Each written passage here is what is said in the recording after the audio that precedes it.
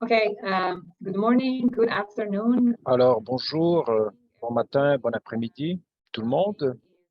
Mon nom, c'est Elham Youssefian. Je travaille pour l'IDA dans l'action. Je suis conseillère senior pour l'inclusion. Un des projets sur lesquels je travaille, c'est le droit des réfugiés et des personnes déplacées avec handicap. Merci beaucoup pour s'être joint aujourd'hui pour cette webinaire. Cette webinaire, c'est une des séries des webinaires que nous sommes en train d'organiser sous la collaboration avec l'Agence pour les réfugiés de l'ONU, l'UNHCR.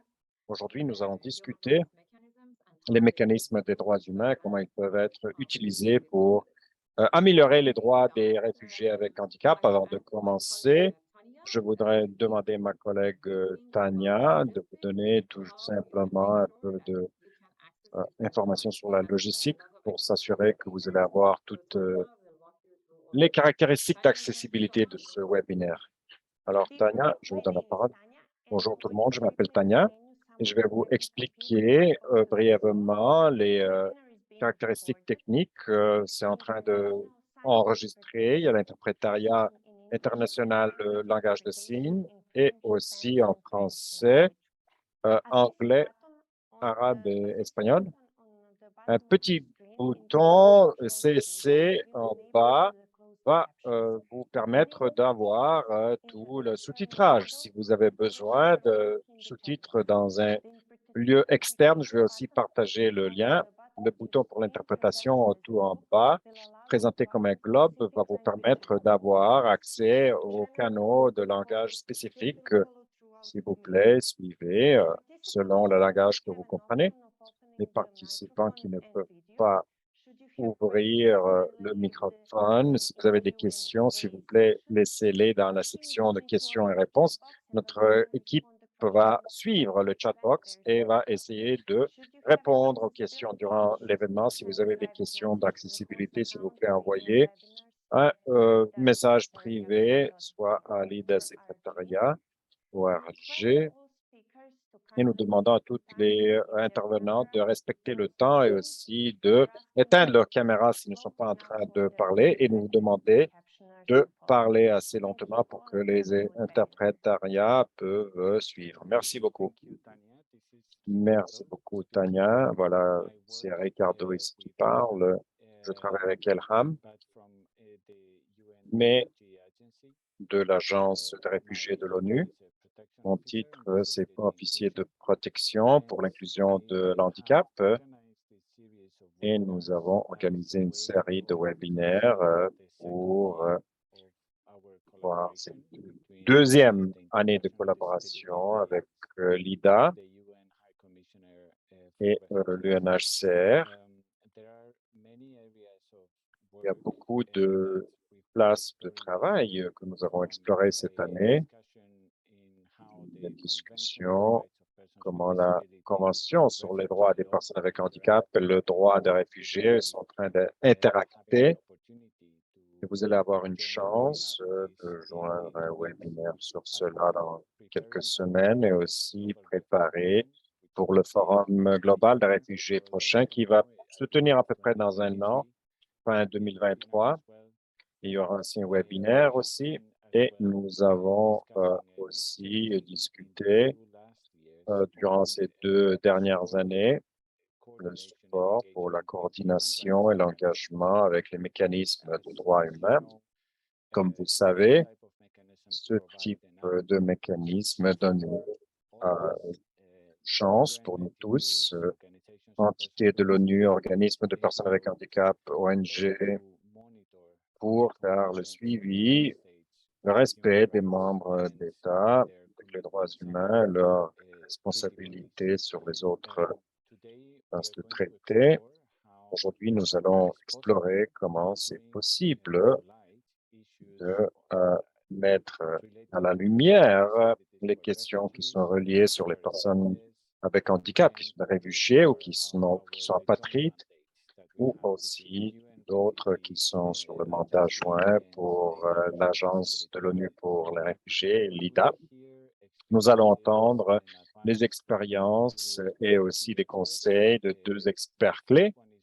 Le premier, c'est Juan Ignacio Pérez, l'unité pour le traité. Tania, j'ai vu que tu as main levée. Non, je m'excuse, c'est une erreur. De rien. Alors, nous allons entendre Juan Ignacio Pérez de l'unité pour le traité de l'IDA, suivi par notre collègue Peter Swidniewski de l'unité de liaison des droits humains. Nous allons donner à peu près 15 minutes pour les introductions sur le travail des deux agences. Et l'idée, c'est d'avoir une discussion ouverte, questions et réponses, si vous avez des idées, des intérêts, comment être plus engagé en coordination avec le mécanisme des droits humains. Alors, Juan Ignacio, je vous donne la parole. Allez-y. Merci beaucoup, Ricardo, pour m'avoir donné la parole. Et aussi, merci beaucoup mes collègues de l'IDA et aussi collègues de l'UNHCR qui ont organisé cet événement. Je suis ravi d'être membre de cet événement. Je travaille comme conseiller humanitaire pour l'IDA. Mon rôle clé, c'est de supporter les organismes nationaux pour les personnes avec handicap et aussi les parties prenantes de la société civile dans la participation devant l'ONU en termes de traités. Et aussi, nous donnons des soumissions écrites. Vous faites le plaidoyer pour l'Alliance en général dans des processus thématiques qui sont menés par l'ONU, le traité que nous allons discuter plus tard. Dans ces minutes qui arrivent, je voudrais partager sur mon écran et présenter une présentation PowerPoint, juste entendre un petit signe que ça travaille. Merci beaucoup. Oui, ça fonctionne. Alors, sur cette présentation PowerPoint, ce diapo, nous allons discuter brièvement, bien sûr, le comité sur le droit des personnes avec handicap, le rôle des autres l'ONU en termes de traités, les questions reliées pour les réfugiés avec handicap qui sont demandeurs d'asile et d'autres personnes déplacées avec handicap, et aussi les personnes apatrides avec handicap. Et nous allons brièvement nous référer au processus de communication pour le traité, quatrième place, petite référence, deux mandats très importants sur le Conseil de l'ONU. C'est pour le rapporteur spécial pour les droits humains, aussi rapporteur spécial pour l'handicap. Et ceci va peut-être apparaître familier pour beaucoup de vous. Je peux voir dans la liste des participants des noms des personnes avec lesquelles nous avons déjà collaboré dans le passé sur ces processus. Alors, je m'excuse s'il y a de la répétition. Le comité du CRPD, bien sûr, vous connaissez tous, bien sûr, est composé par 18 membres indépendants. Nous avons eu 27 sessions jusqu'à date, mais on a fait une révision de 113 pays à date. Et nous avons fait aussi d'autres choses, bien sûr. On va sauter quelques détails, on va faire le focus sur l'important, mais je suis très content de partager le PowerPoint. Comme ça, vous pourriez avoir toute l'information qui est présentée là. On avance. Bien sûr, maintenant, l'écran démontre les membres du comité du CRPD qui sont élus avec considération avec la distribution géographique, représentation des systèmes légaux, la balance des genres et aussi participation des experts avec handicap que nous pouvons voir dans l'image. Le comité du CRPD, comparable d'autres comités des droits humains qu'on va mentionner plus tard, a 4 fonctions clés qui sont, c'est de faire les révisions pour les États, de l'implémentation des États sur la Convention des droits des personnes avec handicap, et la fonction, c'est de faire le processus, l'analyse des plaintes individuelles, sont une fonction de prendre des enquêtes quand ils reçoivent l'information de violations systématiques des personnes avec handicap dans le contexte de l'ONU, et aussi la fonction d'adopter des commentaires généraux qui vont clarifier, élaborer le contenu de la Convention sur plusieurs thèmes, par exemple, l'adoption récente du commentaire numéro 8, le droit de l'emploi, l'article 27. La fonction la plus intéressante pour nous à cet événement, c'est bien sûr la révision pour les États. Ici sur l'écran, nous pouvons voir en bleu le diagramme typique du cycle de la révision où le comité du CRPD, basé sur l'échange de questions et de rapports avec les parties des États, les parties étatiques, vont produire une liste de recommandations pour l'État. Ceci est projeté pour être périodique. Nous allons donner plusieurs détails des différentes étapes. C'est important que les organismes des personnes avec handicap et les organismes de la société civile ont la chance de donner l'information d'input pour le processus, plus écrit, aussi des soumissions écrites qui pourront être compréhensives pour tous les points de la Convention, pourront être thématiques ou spécifiques, différents états du processus. Il faudrait aussi mentionner, bien sûr, c'est compris qu'il y a des chances de se rencontrer face à face dans des rencontres privées avec les membres du comité. La pandémie et le fait que nous travaillons tous ici aujourd'hui plus facilement en ligne créer de nouvelles chances pour la participation à distance et échange pour les membres du CRPD, le comité. Sur cela, je voudrais juste donner un commentaire important. Bien sûr, la plupart des organismes qui participent dans la révision des différents États à travers le processus sont des organismes nationaux de personnes avec handicap au cœur même du processus et aussi des organismes de société civile nationale. Ce qu'on s'est aperçu durant le processus, c'est pas si souvent que les organismes nationaux vont inclure des questions reliées pour les réfugiés avec handicap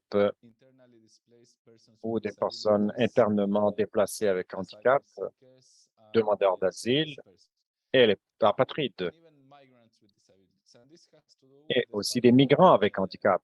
Ceci est relié au fait que ce n'est pas nécessaire parmi les questions.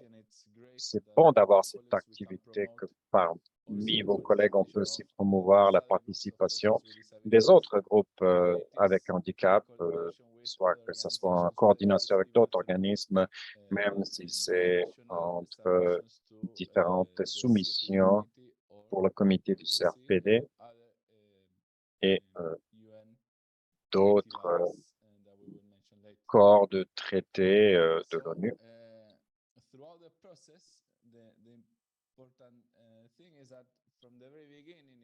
La chose très importante est que dès le départ, que les organisations de personnes handicapées, des alliés et des agences rapportent leurs questions et leurs problèmes aux autres qui se reflètent dans plusieurs documents et des opportunités que ce processus apporte. Vous avez probablement tous entendu parler du dialogue constructif qui comprend une session de 6 heures entre le comité et les États.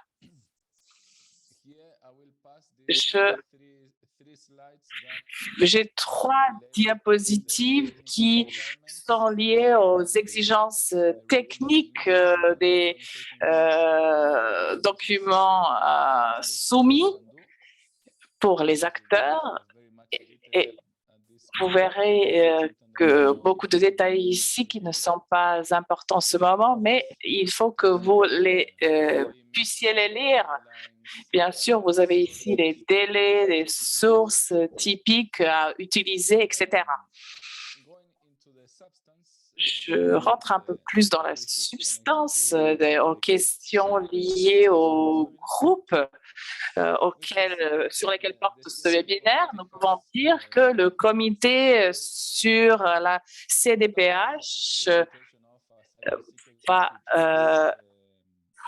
travailler sur la situation des demandeurs d'asile, des réfugiés, des personnes déplacées ou des apatrides handicapés, surtout sous l'article 11 de la Convention portant sur les droits de personnes handicapées, sur les situations de risque et les urgences humanitaires. Mais bien sûr, ceci n'est pas le seul endroit, ce n'est pas le seul article de la Convention. Nous pouvons trouver aussi dans l'article 18 sur la liberté du mouvement et la nationalité, où on parle de la situation de personnes handicapées, des migrants handicapés. Mais vous pouvez voir les recommandations du comité sur l'article 18. Ceci est bien sûr pour dire que si le comité reçoit des informations sur ces groupes et sur ces articles, il continuera à inclure les recommandations pour leur avantage, pour leur bien. Je passe au diapo suivant. Vous verrez ici le texte de l'article 11 de la CDPH que la plupart d'entre vous connaissez déjà. Donc, les États doivent prendre toutes les mesures nécessaires pour permettre la protection des personnes handicapées en situation de risque, y compris des conflits armés, des catastrophes naturelles, etc. Vous pouvez voir ici des exemples de recommandations écrites où le comité sur la CDPH inclut les réfugiés, les demandeurs d'asile et des apatrides handicapés. Par exemple, ici en Indonésie, le comité a recommandé aux États de reconnaître que la loi sur les personnes handicapées porte aussi sur les demandeurs d'asile, les réfugiés et les apatrides, pour leur permettre l'accès à l'éducation, au système, services de santé et à d'autres services sociaux. Ceci n'est pas typique pour les lois nationales sur les personnes handicapées et ici c'est recommandé par le comité sur la CDPH. Mais nous pouvons trouver aussi d'autres cas, par exemple l'IDA a mis à jour récemment et a compilé les recommandations du comité sur la CDPH. Nous pouvons donc ici voir des recommandations pour le Myanmar et le Kenya. J'ai remarqué j'ai noté aussi, par exemple, cette recommandation sur le Bangladesh, sur l'Inde, et ensuite sur les articles sur la protection sociale, par exemple, qui est un grand problème pour les migrants et les personnes qui sont aussi personnes handicapées. Nous passons au diapo suivant. Nous bien sûr, nous avons la confidentialité qui nous pouvons discuter davantage plus tard. Et ici, vous voyez les pays qui vont passer la révision, ceux qui vont être en premier, c'est l'Angola, l'Argentine, la Géorgie, le Pérou, le Togo, la Tunisie. Ensuite, en mars, vous aurez l'Honduras, les Kiribati, la Lituanie, le Mali et la Palestine, la Cisjordanie. Je voulais aussi partager que nous avons aussi des différents systèmes pour la révision de la complaisance des lois des États avec la Convention. Nous avons trouvé en nous préparant pour cette présentation que ces comités ont également travaillé sur la situation des personnes déplacées à l'intérieur de leur pays, pas explicitement en connexion avec le handicap, mais nous avons que le comité sur les droits économiques, culturels et sociaux prendra en compte les informations sur les personnes handicapées à chaque fois qu'ils les recevront. La même chose est valable pour le comité sur les droits des enfants et aussi pour le comité sur l'élimination de toute forme de discrimination contre les femmes, où nous avons maintenant une femme handicapée que la plupart d'entre vous connaissent. Ce qui est très important, c'est que ce comité a adopté en 2014 les recommandations liées au sexe et le statut, en mentionnant le statut de réfugié aux femmes handicapées. Ils ont conclu qu'il faut ajouter une dimension liée au sexe là-dedans. Nous avons le TBNet où nous publions toutes les révisions. Si vous voulez voir si votre pays fera objet de la révision, vous pouvez le faire ici, que ce soit par exemple votre pays ou le pays où vous êtes basé en ce moment. Je n'ai plus de temps, mais peut-être si vous nous permettrez 4 ou 5 minutes de plus, ce serait très utile. Oui, merci beaucoup. Oui, donc le comité sur les droits de personnes handicapées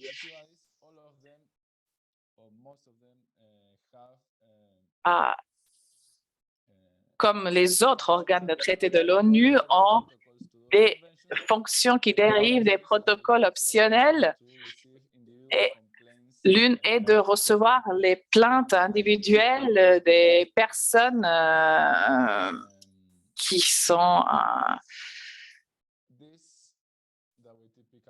ont des problèmes dans les États.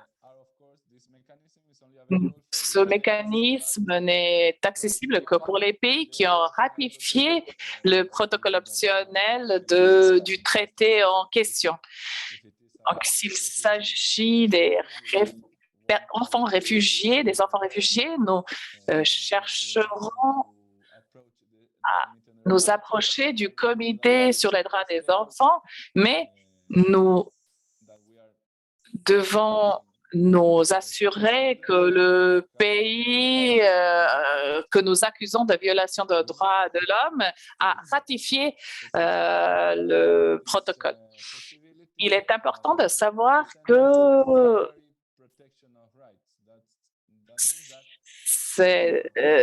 avant utiliser de ce mécanisme, nous devons avoir utilisé toutes les options domestiques donc, de ce pays dont on parle possibles. Il pourrait y avoir quelques exceptions qui pourraient être utiles. Par exemple, si quelqu'un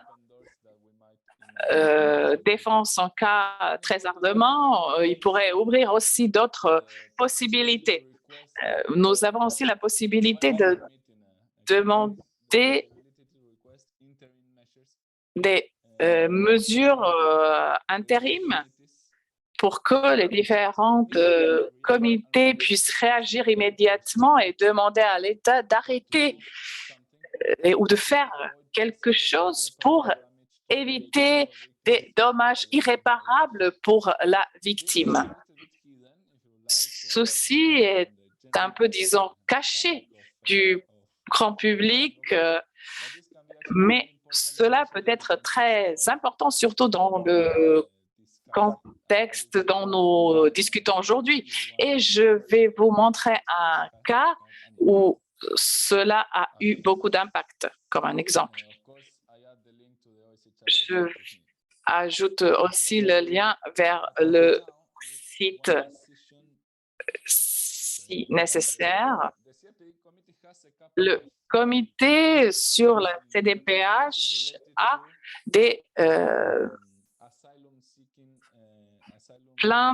reçu des plaintes des demandeurs d'asile. La plupart d'entre eux se trouvent en Suède, qui donc ONG a utilisé ce protocole et où le comité a discuté de la situation des demandeurs d'asile handicapés. Dans la plupart des cas, il s'agit de la prévention de la déportation des demandeurs d'asile dans leur pays d'origine en raison qui est liée à leur handicap.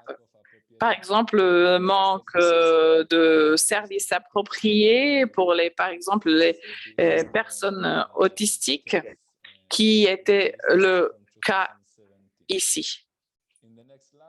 Bon, le diapo suivant, vous verrez un autre cas similaire dont nous n'avons pas parlé aujourd'hui.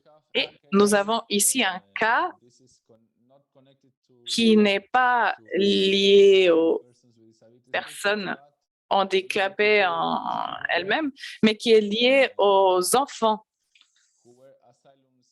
qui ont été demandeurs d'asile. Et nous montrons ici l'impact positif de la demande de cette mesure intérim où les gens ont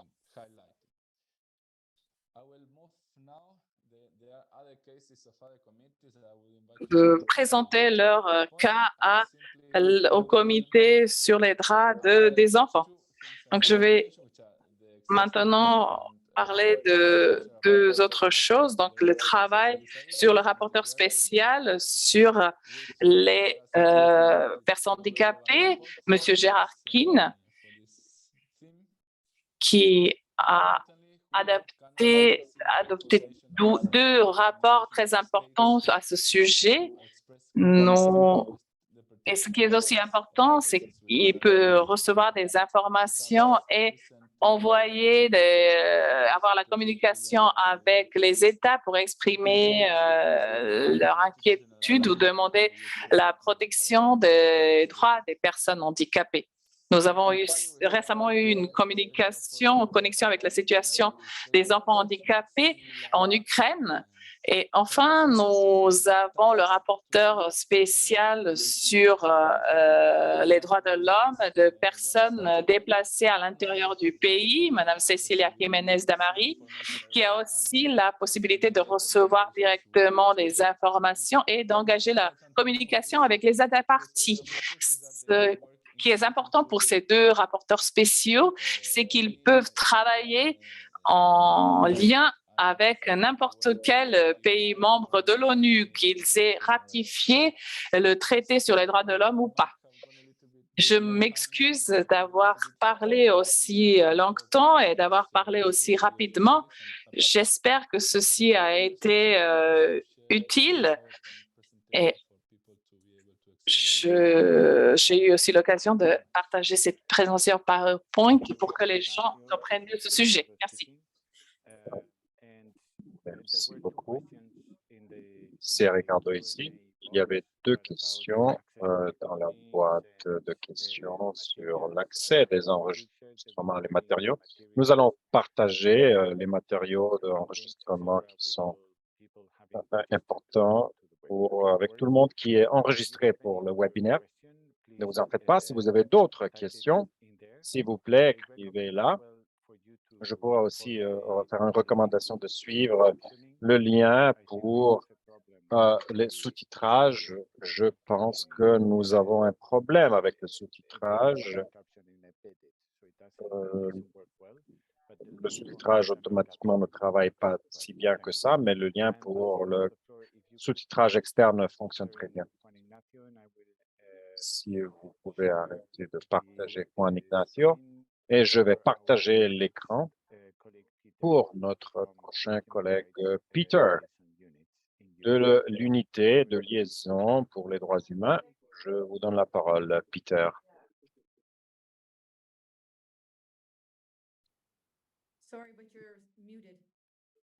Votre microphone est éteint. C'est Peter Swiniarski. Je suis un officier légal du UNHCR, ce qu'on appelle l'unité de liaison des droits humains. Je suis très content de suivre. Juan a donné très bonne généralisation des mécanismes, va me permettre d'être plus succinct et de parler de l'expérience de l'UNHCR, comment nous avons engagé avec le CRPD en particulier, avec aussi d'autres mécanismes qui sont utiles pour notre travail. J'ai deux documents sur l'écran. Je vais donner les liens dans le chat box. L'un, c'est la stratégie d'engagement des droits humains de l'UNHCR qui parle de notre approche générale, comment utiliser l'engagement des droits humains pour supporter notre travail. Et le deuxième, c'est compilation des bonnes pratiques des cas où l'UNHCR a vu les bons impacts sur le terrain, le travail avec les mécanismes de l'ONU, le CRPD. Alors, je vais mettre ces deux ressources dans le chat box pour les collègues, comme ça ils pourront être partagés par tout le monde qui est intéressé. Pour parler un peu avec le rôle de notre unité, pourquoi nous engageons les mécanismes comme le CRPD. Nous sommes basés ici en Genève. Nous avons une fonction de liaison avec le mécanisme comme le CRPD qui travaille ici en Genève. Aussi, l'Office, le grand officier pour les droits humains qui travaille comme secrétaire de ces mécanismes. Notre rôle dans l'organisme, c'est d'aider les collègues sur le terrain, trouver des façons de renforcer la protection des personnes qui sont concernées, je veux dire, les personnes apatrides et aussi déplacées que nous voulons servir. Ça fait partie de ce mandat. Nous avons besoin de s'assurer qu'ils ont la protection sur le terrain. Ça veut dire qu'ils peuvent exercer leurs droits fondamentaux, qui incluent les droits des personnes apatrides de déplacer avec handicap sous le CRPD ou d'autres traités de droits humains. Nous voyons l'utilisation de mécanismes pour complémenter notre plaidoyer que nous faisons sur notre mandat de la Convention des réfugiés, aussi la Convention des apatrides, trouver d'autres partenaires et d'autres acteurs avec lesquels on peut travailler pour renforcer nos positions. Cela inclut aussi les organismes des personnes avec handicap, mais aussi des parties prenantes des États, d'autres ONG, acteurs sur le niveau national avec lesquels on ne pourra pas interacter directement. Si on regarde de droits humains réfugiés directement, alors utilisant le mécanisme va permettre de contacter les plus grands parties prenantes, les nationaux et institutions sont aussi utiles comme outils pour nous, comme les Juan Ignacio mentionné très souvent des canaux pour engager confidentiellement avec ces mécanismes. On peut souligner quelques-uns des défis de droits humains auxquels font face les populations, même quand le contexte est potentiellement sensible et on reçoit de la pression des représentants des États de ne pas parler certaines questions. On peut parfois canaliser ça à travers le CRPT les rapporteurs spéciaux pour souligner ces questions, pour s'assurer qu'ils vont recevoir l'attention dont on a besoin, même si on doit faire notre focus de notre plaidoyer sur les questions pragmatiques et pas seulement utilisant le langage de droit humain. Alors, cela nous donne chance de complémenter notre travail et utiliser le travail existant. Je pense que c'est la même chose pour les organismes des personnes avec handicap. Il y a beaucoup de travail sur le terrain qui est collecté sur les défis de droits humains, aussi des abus. Et cette information peut être utilisée à travers quelques-uns de ces mécanismes pour donner une valeur additionnelle et attention sur le niveau national, additionnellement sur le travail qui a été fait sur le niveau national. Si vous allez à la prochaine diapo, Ricardo, je vais parler un peu sur le CRPD en particulier. C'est un des focus pour aujourd'hui. Nous avons regardé notre engagement avec le CRPD parmi les dernières années. C'est un des plus grands traités. Nous avons continué d'engager en addition de notre article, le travail sur l'article 11 que Ricardo a mentionné. Le Juan Ignacio a mentionné situation de risque et d'urgence humanitaire. Nos collègues sur le terrain ont trouvé d'autres questions sur le CRPD. L'article 9 sur l'accessibilité, article 4, les obligations de cœur généraux, aussi les questions d'égalité et non-discrimination, bien sûr, l'accès à la santé, le 25, les services, même des questions d'exploitation, violence et abus, accès à l'éducation, article 24, c'est seulement quelques-uns d'articles qu'on voit de temps en temps. Notre travail sur le terrain, on souligne toujours au comité, nous sommes en train de voir très haut niveau de réflexion de ces recommandations, des sorties qui viennent des comités. Et cela donne très bons outils de plaidoyer pour nos collègues sur le terrain. Alors, on essaie toujours de bâtir sur ce progrès pour faire ces résultats qu'on reçoit du comité et encourager plus de nos opérations pour travailler avec les personnes apatrides avec handicap, travailler avec les personnes locaux avec handicap pour trouver l'information qu'ils ont besoin pour faire le plaidoyer à travers le CRPD. Et je pense qu'une autre chose importante qu'on veut encourager, c'est le suivi et les sorties qu'on peut recevoir une fois qu'on a les recommandations utiles de ces mécanismes. Et sur cela, je vais mentionner un ou deux exemples de notre engagement. Vous pouvez aussi les recevoir dans le guide de bonne pratique si vous voulez regarder un plus grand détail. Mais quand on dit on voit des sorties positives pour les personnes qui travaillent sur le terrain, je vais mentionner un cas. Le NHCR s'est engagé confidentiellement avec le CRPD et nous avons vu dans notre travail dans le terrain le droit de réfugiés garantit le droit des réfugiés de recevoir un traitement égal comme les citoyens dans le programme social de l'État. Par contre, en pratique, notre organisme a vu, en travaillant avec la population affectée, que les réfugiés, les demandeurs d'asile et quelques-uns des autres populations avec lesquelles on travaille n'ont pas reçu l'accès pour les schémas de support de handicap. Alors, cette partie de la législation n'était pas couverte par le loi réfugiés. Les personnes n'avaient pas d'accès des chaises roulantes et d'autres aides de mobilité ou tous les autres services que l'État a donnés aux nationaux. Même si on ne pourrait pas faire traditionnellement le plaidoyer avec nos partenaires de gouvernement pour plaidoyer pour le changement. Quand on a vu que ça ne fonctionnait pas, on a utilisé la révision du CRPD. Nous allons monter les questions pour le comité et ils ont donné des recommandations pour l'État. Et en ce cas, ça ne fonctionne pas toujours, mais dans ce cas-là, l'État a reçu ces recommandations et dit, OK, l'UNHCR, on est très content de s'asseoir, discuter comment ajuster la loi des réfugiés. Comme ça, on pourrait s'assurer que nous sommes en train de bien incorporer ces populations et s'assurer que ces personnes avec handicap sont aussi inclus dans ces schémas de protection. Alors, c'est processus étape par étape. La première, c'est d'inclure les réfugiés dans le système national et on continue de faire le plaidoyer pour inclure aussi les demandeurs d'asile et d'autres personnes avec lesquelles on travaille dans le même système. Alors, c'est juste un exemple très concret de type de plaidoyer traditionnel qu'on utilise à travers le CRPD, c'est de continuer le progrès sur ces questions très délicates. On n'est pas en train de résoudre dans le système de plaidoyer traditionnel.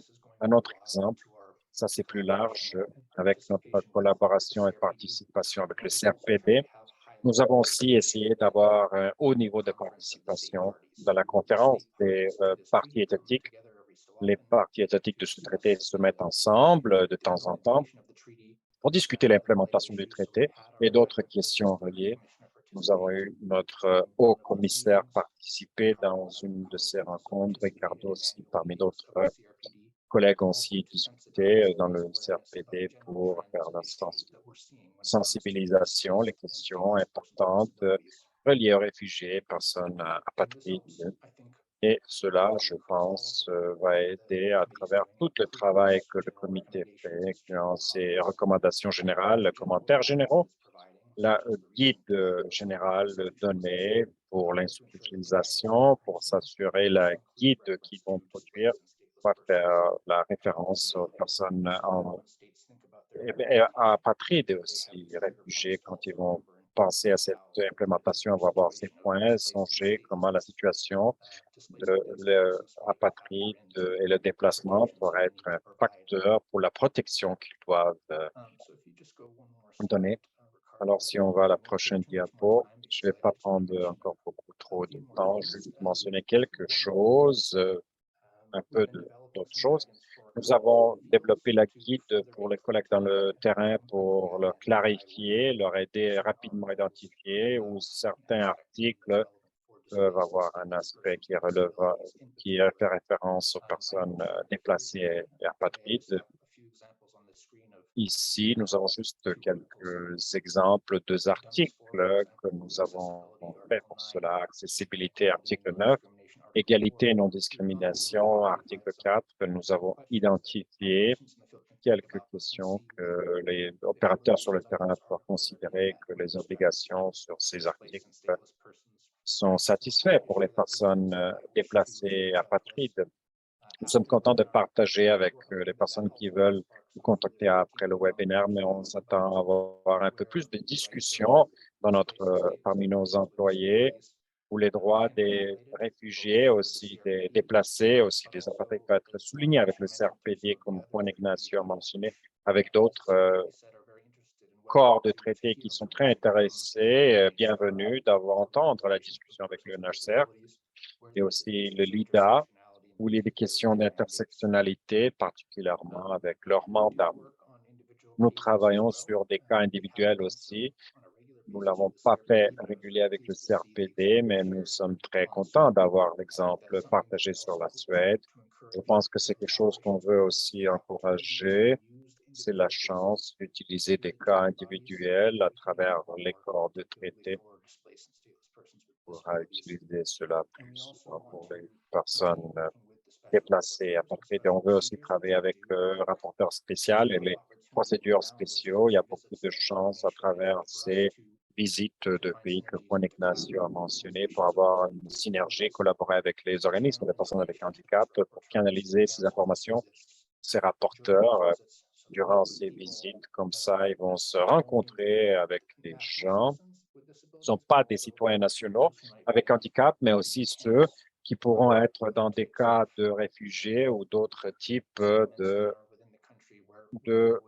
places où les personnes avec handicap peuvent être retrouvées. Ils vont s'assurer que ces rapporteurs, quand ils vont aller, la situation va avoir un grand spectre de toutes les situations qui sont en train de se passer. Je voulais juste partager un peu ces exemples avec vous, discuter un peu pourquoi le UNHCR s'engage avec CRPD, avec les organismes des personnes avec handicap sur le terrain et aussi le rapporteur spécial et aussi les chances qu'on voit là. Bien sûr, je ne suis pas un expert sur les droits de l'handicap, mais utilisant ce mécanisme, nous trouvons comme UNHCR, c'est très effectif. à nous contacter sur le niveau national si vous voulez explorer des façons de travailler ensemble pour utiliser ces mécanismes pour avancer la protection des personnes déplacées et apatrides. Je pense que je vais m'arrêter là et vous donner la parole, Ricardo. Merci, Peter. J'espère que ceci a été très utile pour tous les participants d'avoir une idée sur comment ces mécanismes peuvent être utilisés pour canaliser les informations sur les violations des droits de l'homme ou des situations qui touchent les personnes handicapées, réfugiées, apatrides ou déplacées. Nous recevons très souvent des informations des collègues qui travaillent dans le développement ou dans les organisations de personnes handicapées ou des organisations non gouvernementales sur le manque d'engagement sur les questions de statut de réfugié. Les gens pensent que ces engagements doivent arriver uniquement lorsqu'il s'agit d'une situation d'urgence.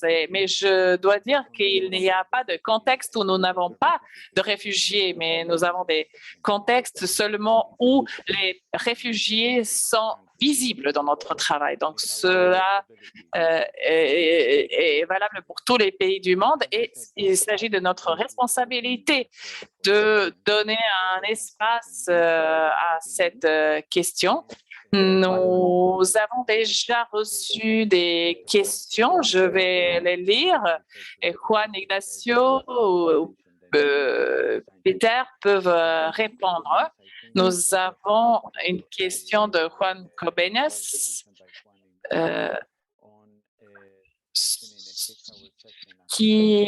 vous avez parlé d'une session de 6 heures après la présentation du rapport national. Est-ce que vous pouvez clarifier si ces 6 heures étaient pour les organisations ou les représentants du gouvernement? Oui, merci. Donc, je peux répondre en vous donnant les informations pour l'Argentine en mars prochain. Donc, ces sessions de 6 heures sont des sessions avec les délégations des États. Donc, il s'agit d'un dialogue entre le comité sur la CDPH et les délégations étatiques des États où le comité pose des questions. Donc, bien sûr, il y a un moment formel où les délégations des États présentent les rapports et leurs résultats sur les droits de personnes handicapées. Et ensuite, il y a 3 groupes de questions sur chaque article de la Convention.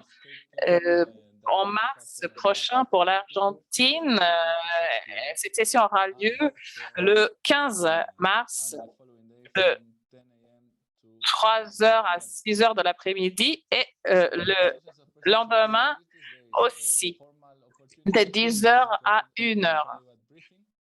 Pour les organisations de personnes handicapées, il y a quelque chose qui s'appelle un briefing privé, une session d'information privée qui dure le plus souvent pendant 1 heure et demie, et qui a souvent lieu au début de la semaine où cette session avec l'État aura lieu. Et pour l'Argentine, elle aura lieu le 13 mars, le matin du 13 mars. Nous essayons à l'IDA de faciliter autant d'interactions possibles entre les organisations de personnes handicapées et les membres du comité.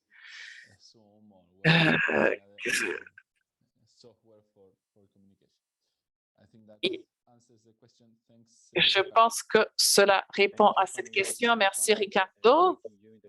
Merci. La question suivante de Moussa Chafardine, qui est de l'Association de personnes handicapées du Liban. Je me demande comment nous pouvons assurer que les droits des personnes handicapées soient respectés si les pays hôtes ne sont pas capables de répondre à leurs besoins. Je vois que la question a plutôt un aspect opérationnel et peut-être il serait intéressant que vous répondiez de l'aspect de l'engagement sur les mécanismes de l'engagement des mécanismes sur les droits de l'homme.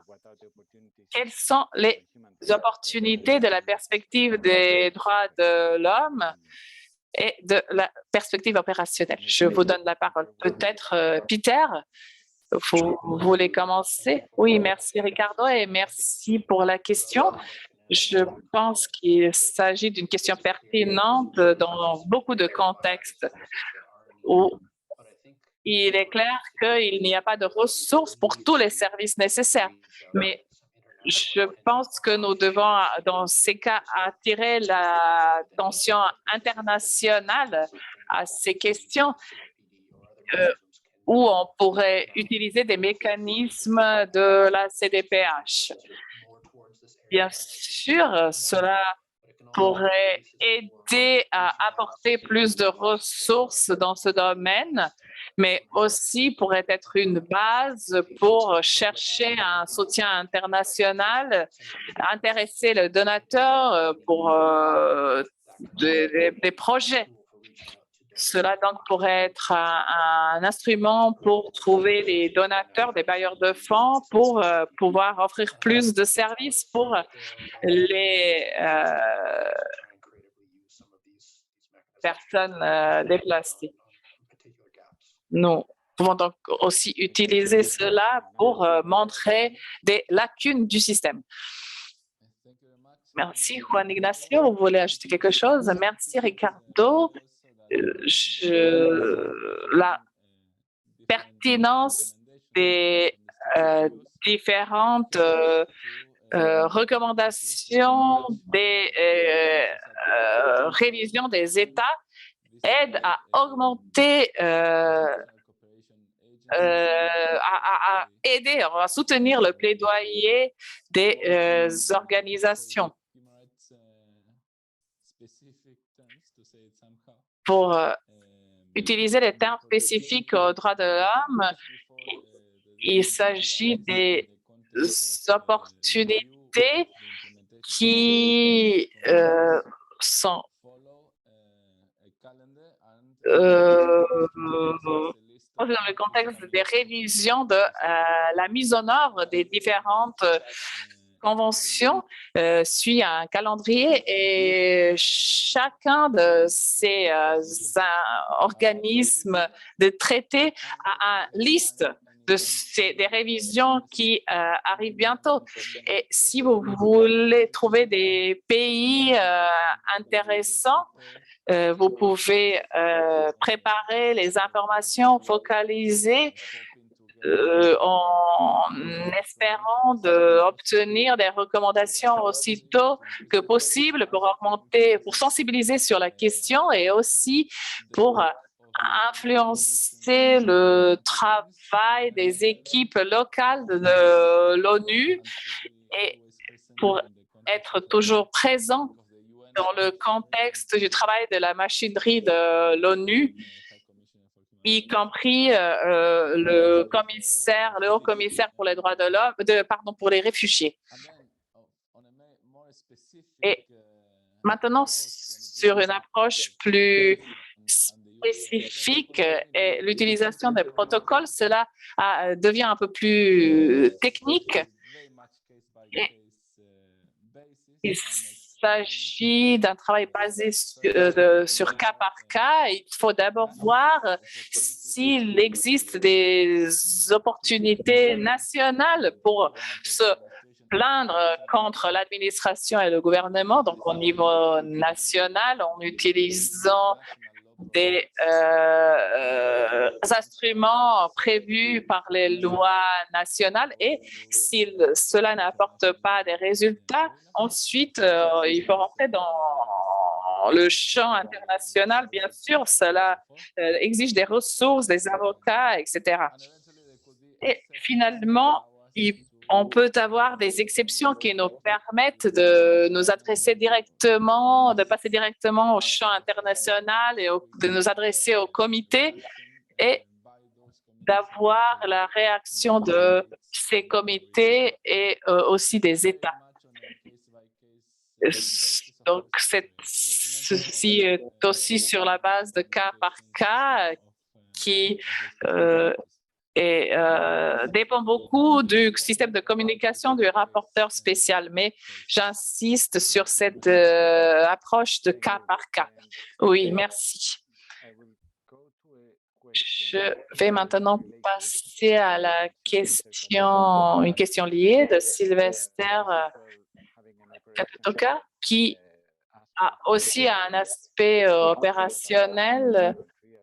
Nous avons des réfugiés qui arrivent dans notre pays et les services de santé mentale devraient être disponibles à ces gens aussi. Comment est-ce que nous pouvons leur permettre l'accès à ces services? Peut-être vous pouvez traduire cela dans les mécanismes des droits de l'homme. Est-ce que vous pouvez leur donner un conseil? Quelles sont les opportunités? Quels sont les articles intéressants? Quel type de questions pourraient être posées? Donc, qui veut parler? Peut-être Peter? Oui, merci Ricardo. Merci Sylvester pour la question. Oui, en termes du travail pratique avec l'UNHCR sur le terrain, je ne peux pas parler de la Zambie parce que je ne connais pas les opérations là-bas, mais nous vous encourageons de vous adresser à l'UNHCR pour voir comment nous pouvons collaborer, peut-être par le partage d'informations, ou nous pouvons avoir des manières de collaborer concernant des individus spécifiques. En termes de mécanismes de droits de l'homme, nous ne pouvons pas soulever des questions où les organisations de personnes handicapées n'ont pas accès aux individus. Donc, nous ne pouvons pas utiliser la CDPH. Peut-être dans ce cas, nous pourrions plutôt utiliser le mécanisme de rapporteur spécial pour souligner ces cas individuels où nous pensons que les personnes ont besoin de services de santé mentale et qu'ils ne les reçoivent pas.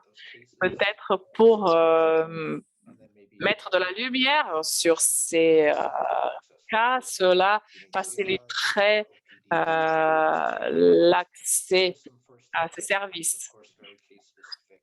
Cela est très spécifique au cas par cas. Il est très difficile de connaître tous les défis spécifiques aussi, mais je pense que vous pouvez nous contacter pour chaque. Vous pouvez réfléchir dans ces directions pour chaque cas. Oui, merci Ricardo. Je pense qu'il s'agissait dans la question d'une organisation de personnes handicapées qui voudrait se mettre en contact avec les réfugiés handicapés. Et ici, je pense qu'au-delà du fait de contact des acteurs sur le terrain et la création de réseaux autour du sujet et pouvoir se mettre en lien avec le problème et les personnes, je pense qu'il est aussi important qu'il y ait des organisations nationales de personnes handicapées intéressées avec lesquelles on pourrait se mettre en lien. Et il s'agit d'une question dont j'ai parlé au début de ma présentation. Je vois dans beaucoup de rapports qu'il y a très peu de rapports qui portent sur l'article 18 de la Convention. Et lorsqu'il parle de l'article 11, il ne s'agit pas toujours des réfugiés. Bien sûr, il y a des exceptions. C'est une impression générale. Donc, dans ce sens-là, je pense que ce serait important et je reviens aux actions concrètes ou à des pas concrets que nous pouvons faire. Nous devons discuter sur ce qui est disponible au niveau national d'abord. Oui, c'est Ricardo. J'ai vérifié pendant que vous parliez les dernières informations sur la Zambie et l'accès aux services psychosociaux est souligné comme l'une des lacunes dans ce contexte de la Zambie, où il y a plus de services pour les personnes avec un handicap physique et qu'il y a un soutien opérationnel pour l'accès aux aides pour les handicaps physiques. Donc, parfois, partager ces questions aide à trouver des perspectives programmatiques pour ces questions et pour un travail dans l'avenir. Nous, en tant que donateurs, nous devons le partager.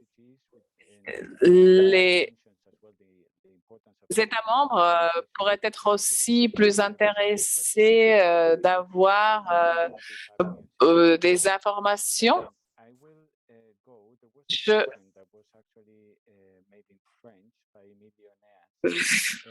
vois une question qui a été posée en français qui porte sur le processus de demande d'asile.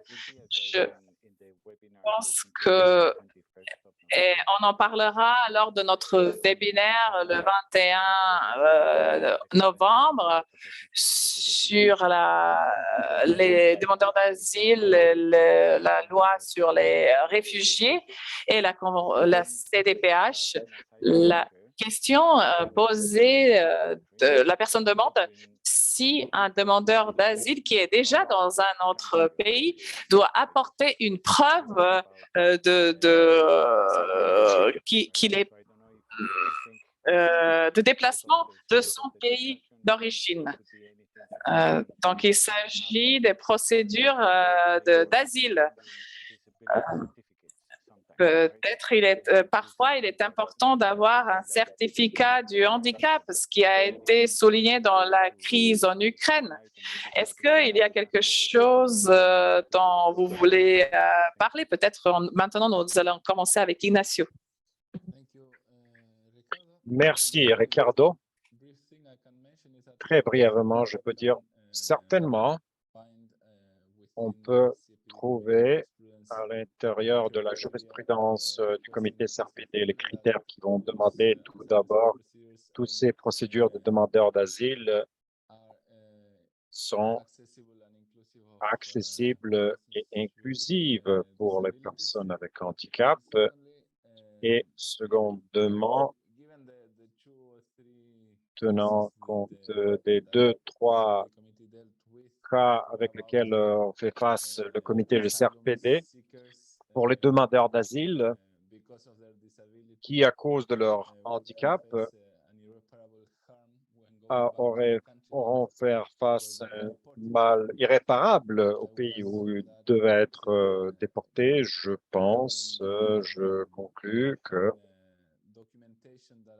qu'avoir une documentation qui va démontrer les différents éléments de l'handicap peut être une ressource utile dans le contexte de l'application pour l'asile, s'il va prendre en compte la jurisprudence de comité de CRPD, bien sûr, sur le niveau national, dans le contexte spécial.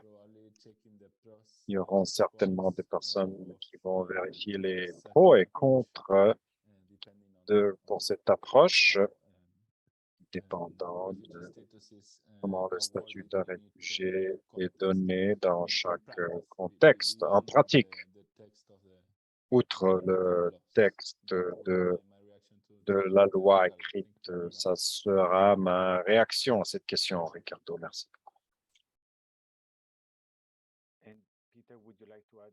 Et Peter, voulez-vous ajouter quelque chose? Merci. Juste pour ajouter en général, bien sûr, le maximum d'informations qu'un individuel peut collecter, amener pour documenter la base pour la demande d'asile est utile, bien sûr, mais je pense que les systèmes d'asile, s'ils sont justes et efficaces, ils doivent aussi accepter le fait que les personnes qui vont fuir ne peuvent pas collecter tout document et même pourquoi besoin d'évaluer ces documents, ces situations sans l'accès de documents pour les personnes qui pourront pas avoir accès aux documents pour ne pas être en danger. Mais il faut s'assurer que leur système doit être complété, même s'ils ne peuvent pas avoir tous ces documents juridiques.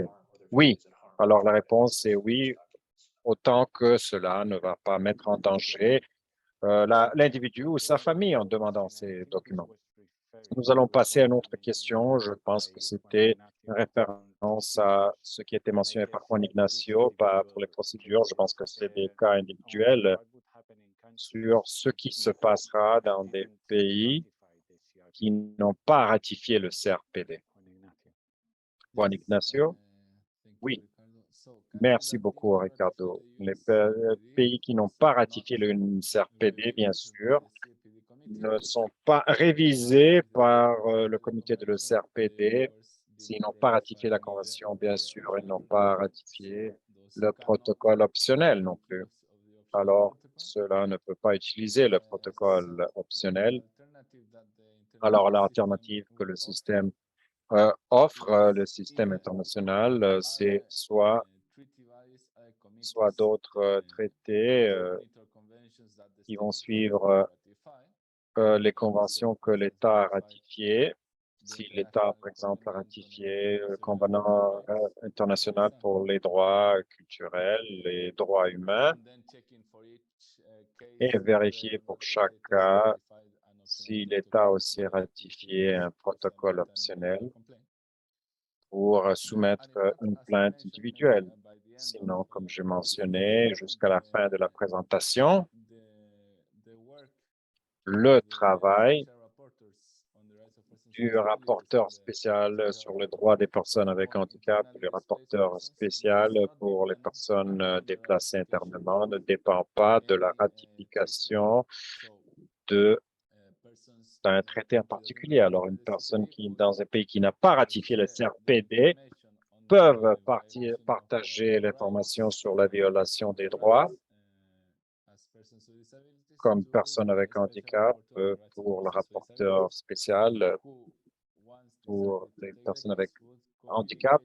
Une fois qu'il a accepté ce cas, va communiquer son intérêt pour ce cas, pour le gouvernement, pour ce cas au groupe de cas, si c'est plus d'un cas individuel.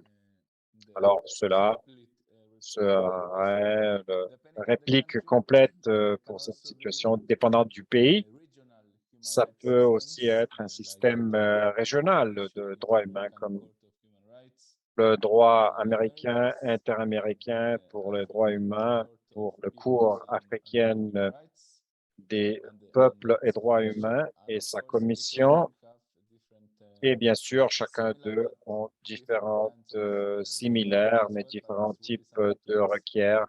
Mais c'est quelque chose qu'on pourra explorer pour le pays spécifique. Merci beaucoup, Juan Ignacio, pour une réponse complète. Pour passer à la prochaine, Peter, il y avait une question pour avoir accès à la question, pour avoir accès au service. Si vous pourriez lire quelques-unes des questions, juste pour avoir une idée en question d'accès, pour partager bilatéralement la question guidante. Est-ce que devrais-je partager mon écran? Non, ça va bien. Ricardo, je l'ai ici. Juste comme exemple, on peut partager la liste de questions plus large. Mais sur l'écran, nous avons mis l'article 9 pour quelques situations que nous avons eues là pour les lieux de réception mais aussi les lieux de réception pour les personnes déplacées sont traités comme tout autre lieu de détention et lieu de reçoivent. Aussi sur les procédures, l'accès, le système d'asile qui sont disponibles pour les personnes avec handicap d'une façon accessible. Alors, les personnes avec handicap qui vont entrer dans ces lieux ont peut-être besoin de protection internationale. Et s'ils sont en train d'entrer là sous l'article numéro 4, l'égalité et non-discrimination, et juste des exemples qu'on a donnés, est-ce que les procédures nationales d'asile vont donner l'accommodation raisonnable pour s'assurer qu'il n'y a pas de discrimination quand la personne va entrer dans le système d'asile? Est-ce que c'est assuré que ça là va être procédé également? L'interprétation, langage de signes, une autre question. Est-ce que les réfugiés avec handicap sont protégés? La législation nationale sur base d'égalité. Est-ce que les réfugiés sont inclus comme une des populations qui peut être impliquée par la législation nationale affectée pour les personnes avec handicap? Juste quelques guides de questions, juste quelques exemples aussi. Nous sommes en train de partager la liste pour vous donner plus spécifiquement comment ces articles sont appliqués.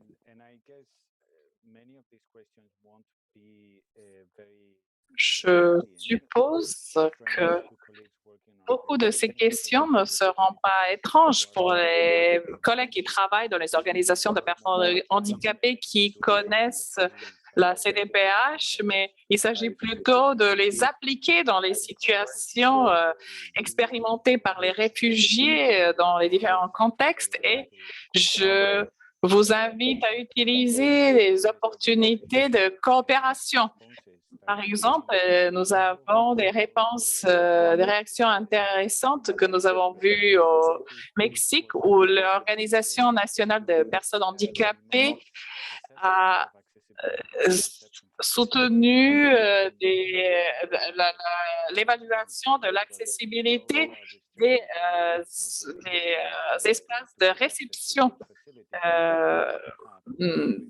Ceci est très intéressant.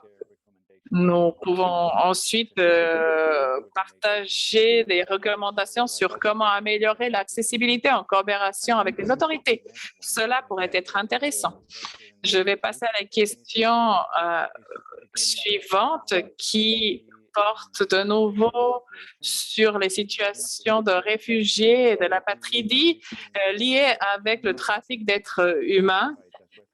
Est-ce que les victimes de trafic d'êtres humains peuvent être désignées comme réfugiés parce qu'ils perdent souvent leurs documents en tant que victimes de trafic d'êtres humains et ne peuvent pas revenir chez eux.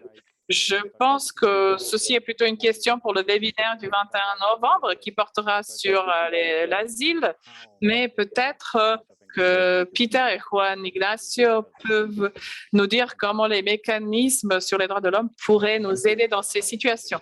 Merci Ricardo et merci pour la question. Je pense que les victimes de trafic d'êtres humains peuvent bien sûr être réfugiés et apatrides. Cela dépend du contexte. Nous trouvons parfois des personnes de trafic d'êtres humains qui sont réfugiés en raison des persécutions dans leur pays ou des circonstances qui sont survenues lors de cette opération de trafic d'êtres humains, qui ne peuvent pas rentrer chez eux.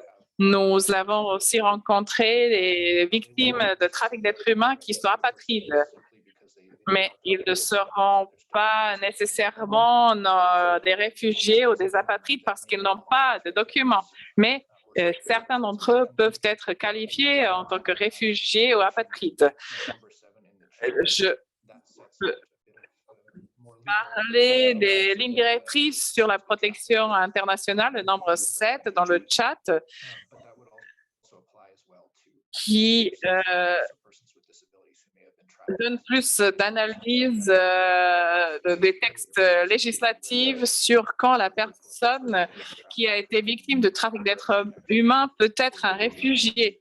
Mais aussi, cela peut porter sur les personnes handicapées qui ont été victimes du trafic d'êtres humains. Et ils sont liés aussi avec l'exemple que Juan Ignacio a donné sur ceux qui ont été trafiqués mais qui ne peuvent pas retourner dans leur pays d'origine. Cela dépend du contexte. Merci. Nous allons passer à la dernière question. Et cette question est liée au plaidoyer sur quelle stratégie les pays utilisent pour ratifier la CDPH. Et les pays qui ont déjà ratifié la CDPH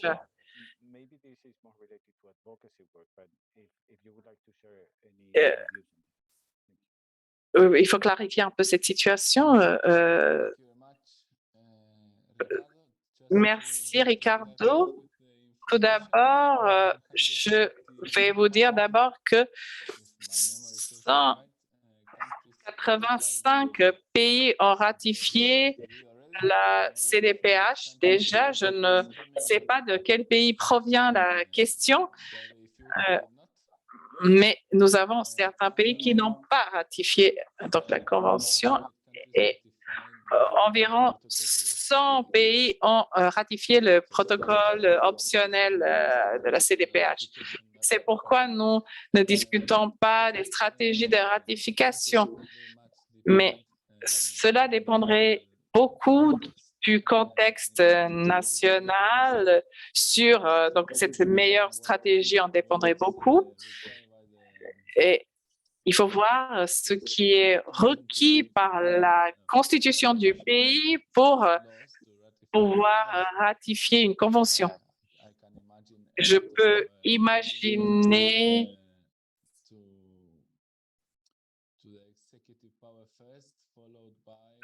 qu'il faut s'adresser, il faut beaucoup de lobbying au sein des pouvoirs exécutifs. Ensuite,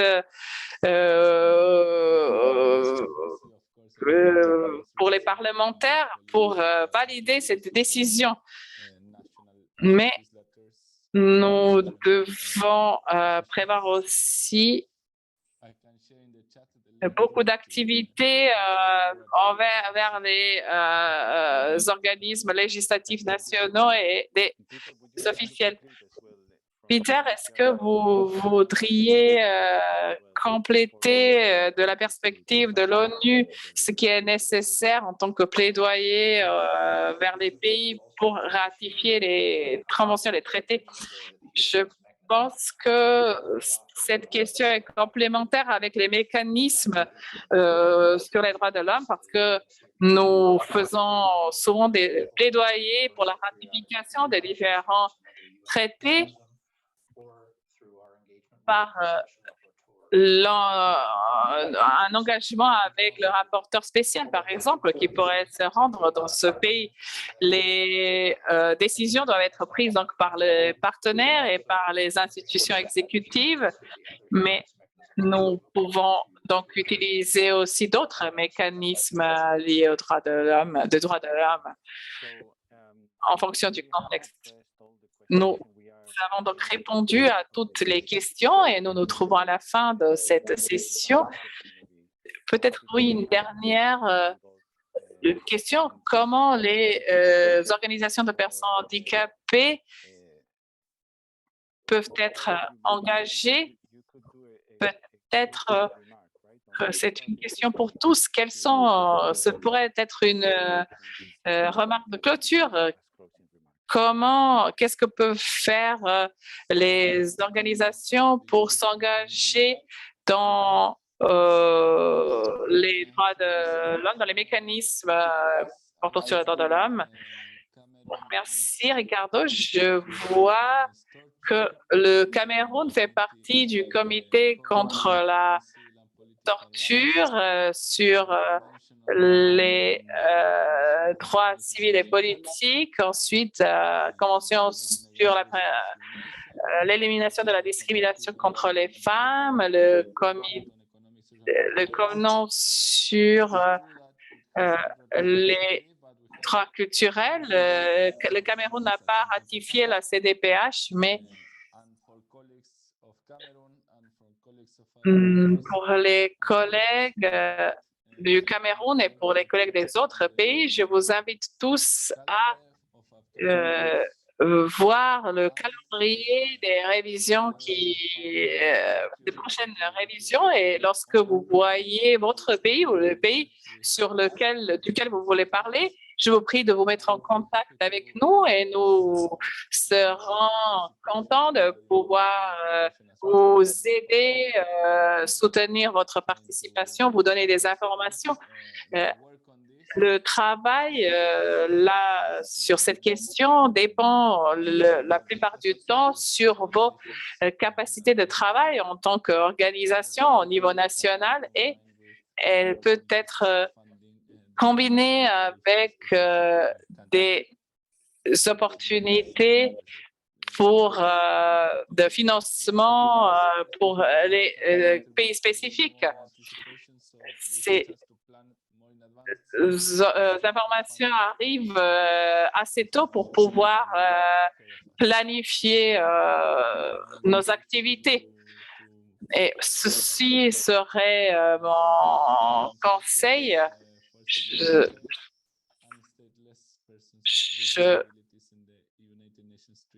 Pour pouvoir mettre les droits des demandeurs d'asile et des apatrides dans le système de traité de l'ONU. Merci Ricardo. Peter, je vous donne la parole. Je voudrais juste vous remercier et souligner que l'UNHCR est votre partenaire sur le terrain. Nos priorités et nos ressources peuvent varier, mais il faut que vous nous perceviez comme un partenaire. Parce que l'engagement avec les mécanismes de droits de l'homme sont très importants pour les questions dont vous parlez. Donc, merci à tous. Je vous remercie. Peter, Juan Ignacio, Lida, Tania, tous les interprètes. Et j'aimerais aussi terminer à l'heure pour respecter le travail des interprètes. Merci à tout le monde et vous avez les liens vers les prochains webinaires dans le chat. Je vous remercie tous. Au revoir.